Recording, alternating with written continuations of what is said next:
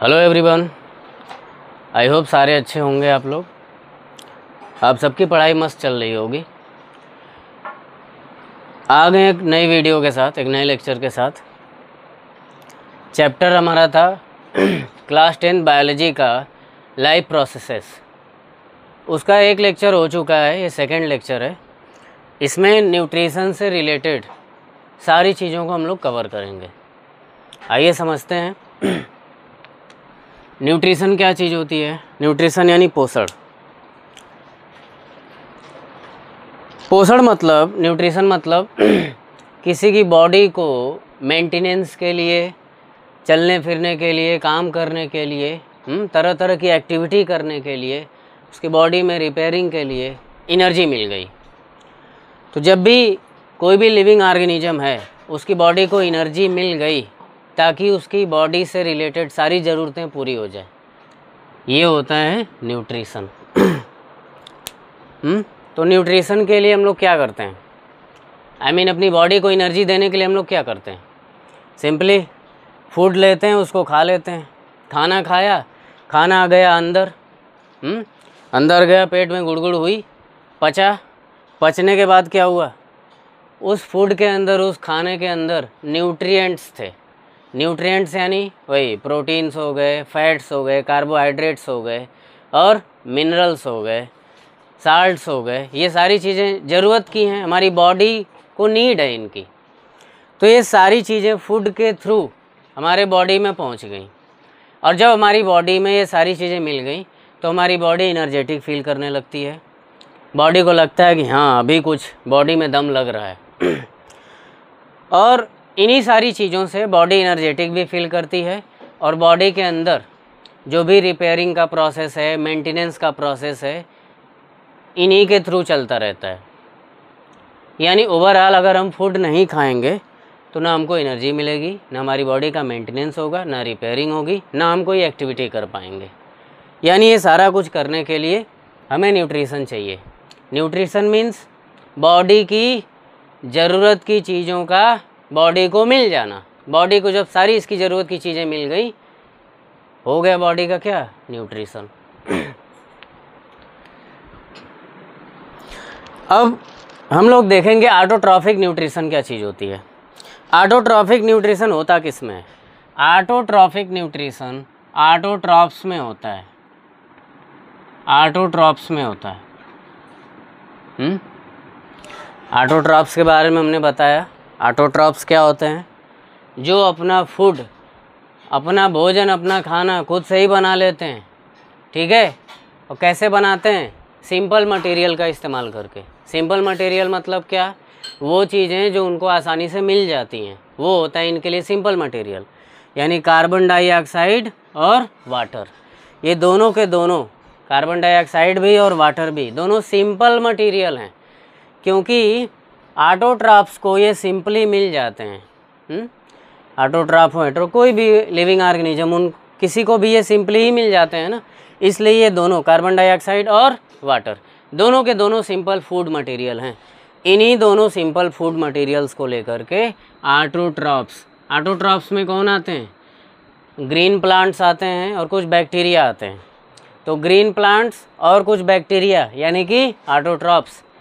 ठीक है? अपने सराउंडिंग से इन लोगों ने क्या करा? सिंपल फूड मटेरियल कलेक्ट किया, कार्बन डाइऑक्साइड और क्या? पानी। ठीक है? सिंपल क्यों बोल रहे हैं? क्योंकि सिंपली मिल जाता है। और इनको कलेक्ट करके इन्होंने अपना फूड खुद से तैयार कर लिया। इसी वजह से इनको ऑटोट्रॉप्स बोलते हैं, ग्रीन प्लांट्स को और कुछ बैक्टीरियाज को। तो ऑटोट्रॉफिक न्यूट्रिशन ये कैसे करते हैं? ऑटोट्रॉप्स हमने समझाया अभी कि सिंपल फूड मटेरियल लेते हैं, यानी कि कार्बन डाइऑक्साइड और वाटर, और इसी से अपना फूड प्रिपेयर कर लेते हैं। अपना फूड ये प्रिपेयर कर लेते हैं, अपना भोजन खुद ही बनाते हैं, सिंपल फूड मटेरियल को अपने सराउंडिंग से ले करके। ठीक? तो बाहर से यानी वही अपने सराउंडिंग से ज़रूरत की चीज़ों को उठाना, ठीक है, और उनसे फूड प्रिपेयर कर लेना। ठीक? और उनसे उसको किस में कन्वर्ट कर लेना? एनर्जी में कन्वर्ट कर लेना। ठीक है ना? यही है ऑटोट्रॉफिक न्यूट्रिशन। यानी बाहर से सिंपल फूड मटेरियल उठाना और उसको किस में कन्वर्ट कर लेना, एनर्जी में कन्वर्ट कर लेना, ताकि उनकी बॉडी की जो नीड्स हैं, जो ज़रूरतें हैं, वो पूरी होते रहें। ये होता है ऑटोट्रॉफिक न्यूट्रिशन, स्वपोषण। ठीक है, अब देखते हैं कि ऑटोट्रॉफिक न्यूट्रिशन के लिए प्लांट्स करते क्या हैं। प्लांट्स एक प्रोसेस करते हैं, फोटोसिंथेसिस। अभी हमने जो बताया ना कि बाहर से फूड मटेरियल लिया और उसको एनर्जी में कन्वर्ट किया, ठीक है, वो एक प्रोसेस है प्लांट के लिए, ग्रीन प्लांट्स के लिए वो एक क्या है, प्रोसेस है, ताकि वो अपना क्या कर सकें, न्यूट्रिशन कर सकें। ठीक, तो प्लांट जब फोटोसिंथेसिस करता है, आई मीन ग्रीन प्लांट्स यानी ऑटोट्रॉफ्स जब फोटोसिंथेसिस करते हैं, तो इसके ज़रिए वो अपना न्यूट्रिशन करते हैं। इसको हम क्या बोलते हैं, ऑटोट्रॉफिक न्यूट्रिशन। अब फोटोसिंथेसिस में होता क्या, वही कुछ सब्सटेंसेज होते हैं, यानी कि वही सिंपल फूड मटेरियल, उनको बाहर से यानी अपनी सराउंडिंग से लेना है और फिर उन्हें कन्वर्ट कर देना है किस में, एनर्जी में। ठीक, तो अपने सराउंडिंग से बाहर से फूड बनाने के लिए जो रॉ मटेरियल है, क्या है रॉ मटेरियल इनका, कार्बन डाइऑक्साइड और वाटर, इसको लेना और इनको किस में कन्वर्ट कर लेना, एनर्जी में। यही है फोटोसिंथेसिस का प्रोसेस, यानी कि प्रकाश संश्लेषण।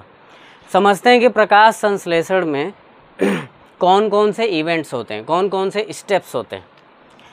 तो इवेंट्स हम देख लेते हैं क्या क्या चीज़ें होती हैं स्टेप बाय स्टेप। पहला स्टेप होता है, यानी पहला इवेंट होता है एब्जॉर्प्शन का।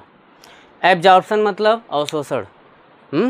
अवशोषण यानी सोख लेना। किस चीज़ को सोख लेना, सनलाइट को।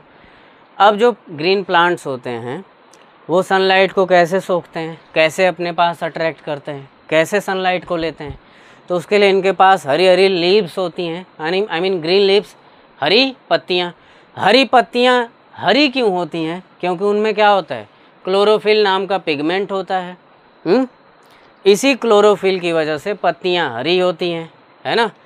और जब वो हरी होती हैं तो हरा एक गाढ़ा कलर है, ठीक, और गाढ़ा होने की वजह से वो सनलाइट को ज़्यादा से ज़्यादा क्या करता है, एब्जॉर्ब करता है, यानी अवशोषित करता है।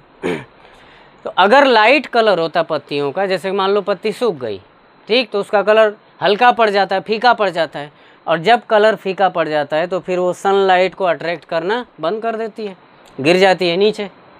इसका मतलब ये हुआ कि सनलाइट को अपनी तरफ खींचने के लिए कलर का गाढ़ा होना क्या है, ज़रूरी है। और इसी वजह से नेचर ने पत्तियों को क्या प्रोवाइड किया है, क्लोरोफिल। क्लोरोफिल से उनका कलर ग्रीन रहेगा, और ग्रीन एक गाढ़ा कलर है, और जब गाढ़ा है तो ज़्यादा से ज़्यादा सनलाइट को क्या करेगा, एब्जॉर्ब कर लेगा, अवशोषित कर लेगा। तो पहला प्रोसेस हुआ एब्जॉर्प्शन ऑफ सनलाइट। तो पौधे ने अपनी पत्तियों का इस्तेमाल किया, अपनी पत्तियों का सहारा लिया, और उस पत्तियों के थ्रू किसको बुला लिया, सनलाइट को अपने पास बुला लिया, सनलाइट आ गई। दूसरी चीज़ है, जैसे ही सनलाइट अंदर आई, ठीक है, पहला स्टेप तो हो गया एब्जॉर्प्शन वाला। पहला स्टेप क्या करना था, प्लांट को सनलाइट को अपने पास बुलाना था, एब्जॉर्ब करना था, तो एब्जॉर्प्शन हो गया। दूसरा इवेंट है, दूसरा स्टेप है कि जैसे ही वो लाइट अंदर आ गई, वो लाइट एनर्जी कन्वर्ट हो जाती है किसमें, केमिकल एनर्जी में, क्योंकि प्लांट उस लाइट एनर्जी को रख लेता है ना। कोई भी एनर्जी अगर स्टोर कर ली गई तो किस में कन्वर्ट हो गई, केमिकल एनर्जी में। तो वो लाइट एनर्जी गई केमिकल एनर्जी में, दूसरा इवेंट है। और इसी के साथ साथ लाइट एनर्जी के आने के साथ साथ जो वाटर है, ठीक है, वो वाटर का ब्रेक डाउन हो जाता है उसके कंपोनेंट्स में। वाटर के कंपोनेंट्स क्या हैं, हाइड्रोजन और ऑक्सीजन। तो पानी टूट गया, पानी क्या हो गया, टूट गया।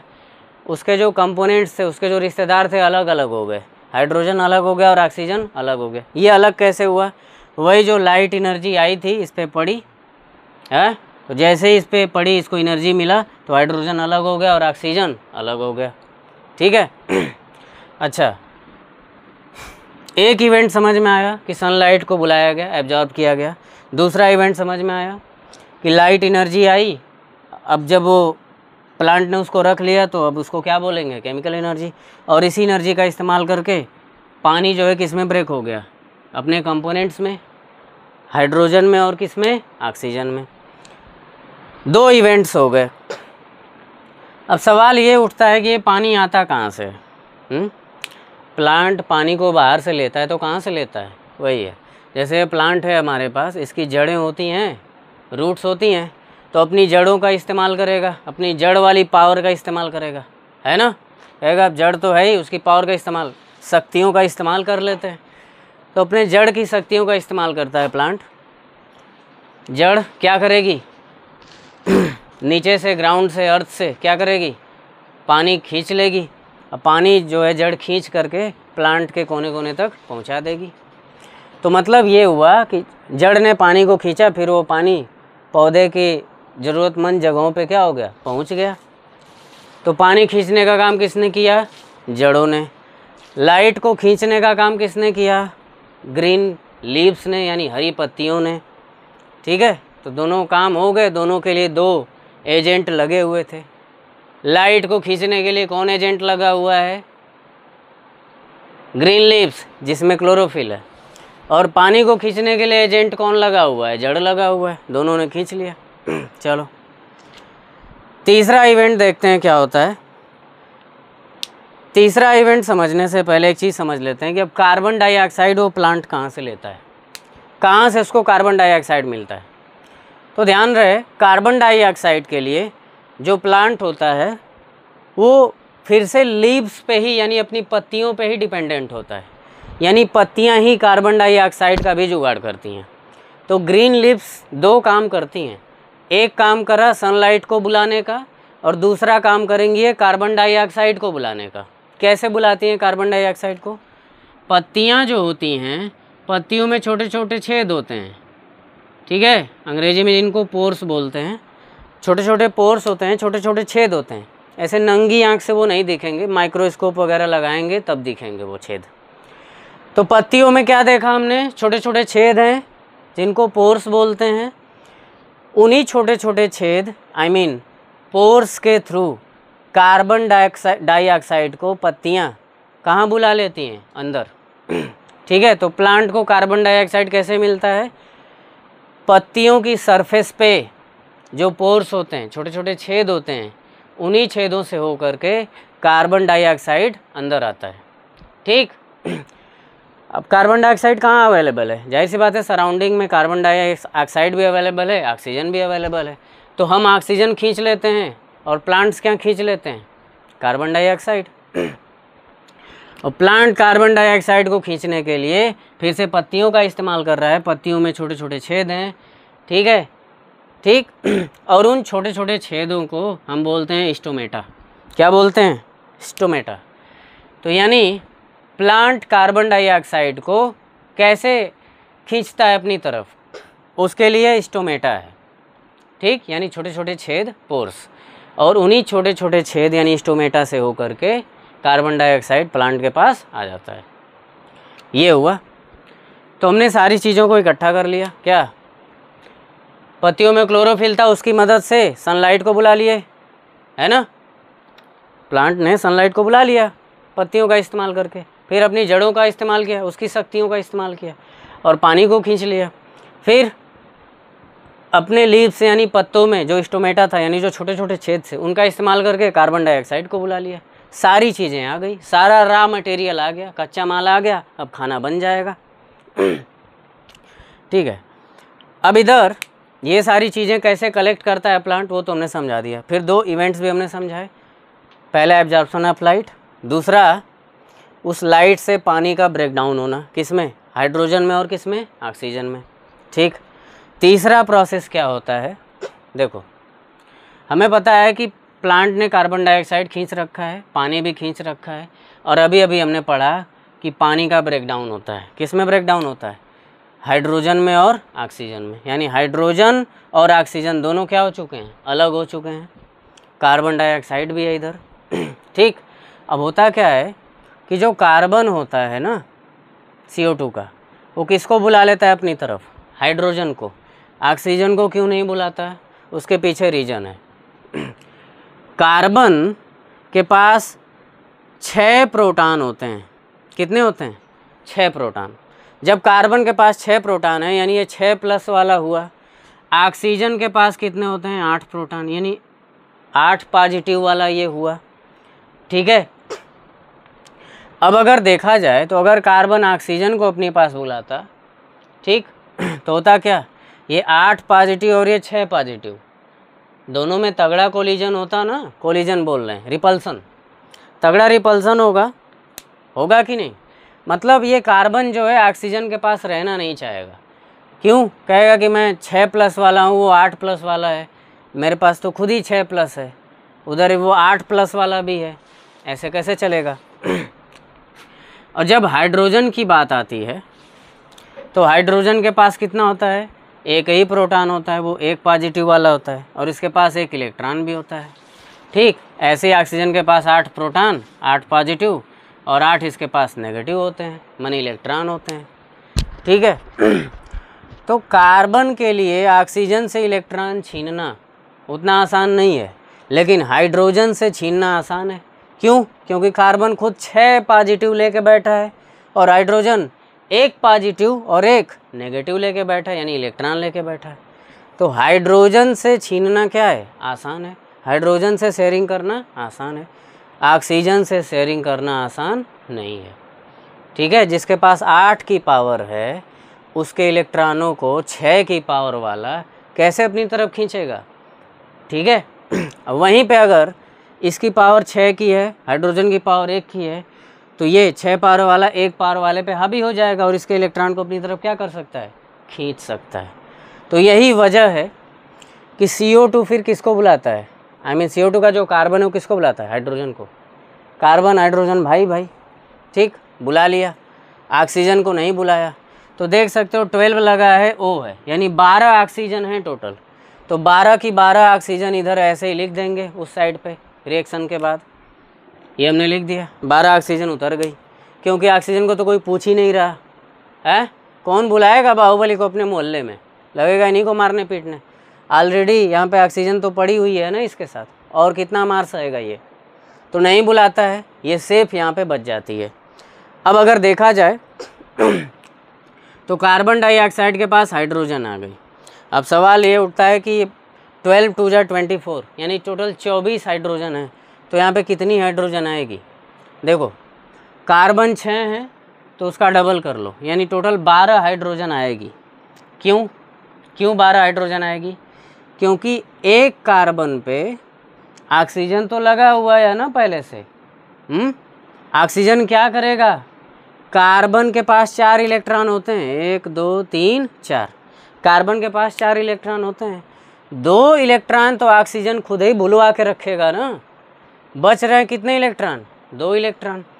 एक इलेक्ट्रॉन पे एक आके हाइड्रोजन लग जाएगा, दूसरे वाले पे दूसरा हाइड्रोजन लग जाएगा, यानी एक कार्बन पे कितने हाइड्रोजन लग रहे हैं, 2, तो 6 कार्बन पे कितने हाइड्रोजन लगेंगे, 12, ठीक है। तो देख सकते हो इधर C6 और उस पर 12 हाइड्रोजन लग गए। और एक चीज़ यहाँ पे फिर एक कार्बन 2 ऑक्सीजन को नहीं हैंडल कर सकता ना, बस एक ही को हैंडल कर रहा है ना, क्योंकि एक ऑक्सीजन 2 इलेक्ट्रॉनों को ले लेता है शेयरिंग के तौर पे, है ना। तो अब 6 कार्बन है तो कितने ऑक्सीजन को संभाल सकते हैं, एक कार्बन एक को संभाल रहा है, तो 6 कार्बन 6 ऑक्सीजन को संभालेंगे। तो देखो 6 कार्बन हो गए, ठीक, उस पर 12 हाइड्रोजन हो गए और उस पर 6 क्या हो गए, ऑक्सीजन हो गए। देख सकते हो ये एक प्रोडक्ट बना, यही ग्लूकोज है जो प्लांट का फूड है, यही प्लांट के लिए क्या काम करता है, एनर्जी का काम करता है, ठीक है। 12 की 12 जो ऑक्सीजन यहाँ से छूटी थी जब वाटर का ब्रेकडाउन हुआ था, तो वो तो वैसे ही पड़ी हुई है। एक चीज़ और, यहाँ से 6 ऑक्सीजन ही बस कार्बन ने पकड़ा ना, जब हाइड्रोजन आई तो 6 ऑक्सीजन बची, और यहाँ से 12 हाइड्रोजन आए थे, अभी भी 12 हाइड्रोजन बचे हुए हैं, तो 12 हाइड्रोजन और 6 ऑक्सीजन मिल करके 6 मॉलिक्यूल किसके बन जाएंगे, वाटर के। देख सकते हो 6 दूनी 12 हाइड्रोजन है और 6 क्या है, ऑक्सीजन है। तो ये ओवरऑल हमारी रिएक्शन हो गई, ठीक। इसी को तीसरे वाले स्टेप में, तीसरे वाले इवेंट में लिखा गया है कि कार्बन डाइऑक्साइड किस में बदल जाता है, कार्ब्स में बदल जाता है, यानी कार्बोहाइड्रेट में बदल जाता है, यानी ये ग्लूकोज, यही कार्बोहाइड्रेट है, ठीक। हाँ, तो न्यूट्रिशन मीन्स हमने क्या समझा बॉडी को उसकी ज़रूरत की सारी चीज़ें मिल जाएं, जिससे हमारी बॉडी जो है प्रॉपर क्या कर सके, काम धाम कर सके, सारी एक्टिविटीज़ कर सके। तो ये बॉडी के लिए क्या है, न्यूट्रिशन है। कहाँ से मिलता है, खाना खाते हैं, खाना में ही न्यूट्रिएंट्स होते हैं जो हमारी बॉडी को न्यूट्रिशन देते हैं। फिर हमने देखा ऑटोट्रॉफिक न्यूट्रिशन के बारे में। ये कौन करते हैं, ऑटोट्रॉफ्स करते हैं। ऑटोट्रॉफ्स में यानी वो जो अपने सराउंडिंग से यानी बाहर से क्या लिया, सिंपल फूड मटेरियल लिया, यानी CO2 और H2O, और उसी से अपना फूड खुद बना लिया। इनको हम क्या कहते हैं, ऑटोट्रॉफ्स। इसमें ग्रीन प्लांट्स आते हैं और कुछ बैक्टीरिया आते हैं। अब ये अपना ऑटोट्रॉफिक न्यूट्रिशन करने के लिए करते क्या हैं, फोटोसिंथेसिस करते हैं। फोटोसिंथेसिस मतलब क्या, वही बाहर से मटेरियल उठाना, सिंपल फूड मटेरियल उठाना, यानी कि CO2 और H2O, और उसको किस में कन्वर्ट कर लेना, एनर्जी में कन्वर्ट कर लेना। यही क्या है, फोटोसिंथेसिस। फिर हमने फोटोसिंथेसिस के होने वाले इवेंट्स को देखा, स्टेप्स को देखा। पहला इवेंट या पहला स्टेप क्या था, सनलाइट का एब्जॉर्प्शन, जो कि क्लोरोफिल की मदद से पत्तियों के थ्रू हुआ। ठीक। दूसरा वाटर को लिया गया। वाटर किससे लिया गया, जड़ों ने खींचा, प्लांट को दिया। तीसरा कार्बन डाइऑक्साइड कैसे मिला, ने बताया कि पत्तियों के अंदर छोटे छोटे छेद होते हैं जिनको स्टोमेटा बोलते हैं, उन्हीं से कार्बन डाइऑक्साइड अंदर आता है पेड़ प्लांट में। ठीक है। तो ये तीनों चीज़ों के लिए 3 एजेंट हैं, तीनों ने तीनों को बुला लिया। हालांकि पत्तियाँ 2 काम करती हैं, एक सनलाइट को बुलाने का और एक कार्बन डाइऑक्साइड को बुलाने का। एक बात और, इसी स्टोमेटा से कार्बन डाइऑक्साइड अंदर आता है इन्हीं छेदों से, और फिर इन्हीं स्टोमेटा से ऑक्सीजन कहाँ जाती है, बाहर। तो exchange of CO2 and O2 किसके थ्रू होता है, स्टोमेटा के थ्रू। ठीक। फिर इवेंट्स में एब्जॉर्प्शन हो गया सनलाइट का। ठीक। और फिर जो पानी जड़ों से प्लांट तक पहुंचा था, उस पानी का क्या हुआ, लाइट एनर्जी की वजह से उस पानी का क्या हो गया, ब्रेकडाउन हो गया। किस में, हाइड्रोजन में और ऑक्सीजन में।